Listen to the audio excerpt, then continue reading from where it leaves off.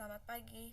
Di sini kami dari kelompok 2 akan mempresentasikan hasil tugas kami, yaitu tentang activity diagram. Tetapi sebelum itu ada baiknya jika kami memperkenalkan diri kami terlebih dahulu. Nama saya Cindy Cantika Sialagan dan teman saya Jelita Pakpahan, Rina Widya Sitorus, dan Widya Apriani Tambunan.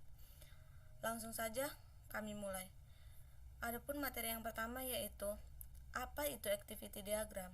Activity diagram adalah sebuah diagram yang menunjukkan aliran dari satu aktivitas ke aktivitas lainnya dalam sistem atau proses.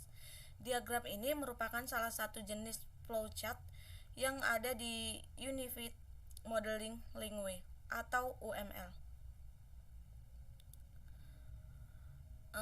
Lalu tujuan activity diagram. Ada beberapa tujuan activity diagram. Yang pertama, menjelaskan urutan aktivitas dalam suatu proses. Yang kedua, mengetahui aktivitas aktor atau pengguna berdasarkan use case diagram sebelumnya. Yang ketiga, merupakan metode perancangan yang terstruktur mirip dengan flowchart maupun DFD.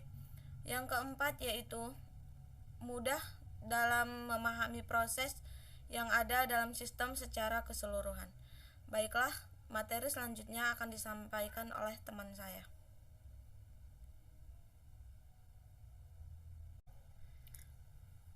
Di sini saya akan menjelaskan materi sebelumnya. Saya akan menjelaskan materi komponen activity diagram. Yang pertama itu status awal. Sebuah diagram aktivitas memiliki sebuah status awal. Yang kedua, aktivitas. Aktivitas yang dilakukan sistem. Aktivitas biasanya diawali dengan kata kerja. Yang ketiga, percabangan atau decision. Percabangan di mana ada pilihan aktivitas yang lebih dari satu. Yang keempat, penggabungan atau join. Penggabungan di mana yang mana lebih dari satu aktivitas lalu digabungkan jadi satu. Yang kelima, status akhir. Status akhir yang dilakukan sistem. Sebuah diagram aktivitas memiliki sebuah status akhir. Yang keenam, swimlane. Swimlane memisahkan organisasi bisnis yang bertanggung jawab terhadap aktivitas yang terjadi. Materi selanjutnya akan dijelaskan oleh teman saya.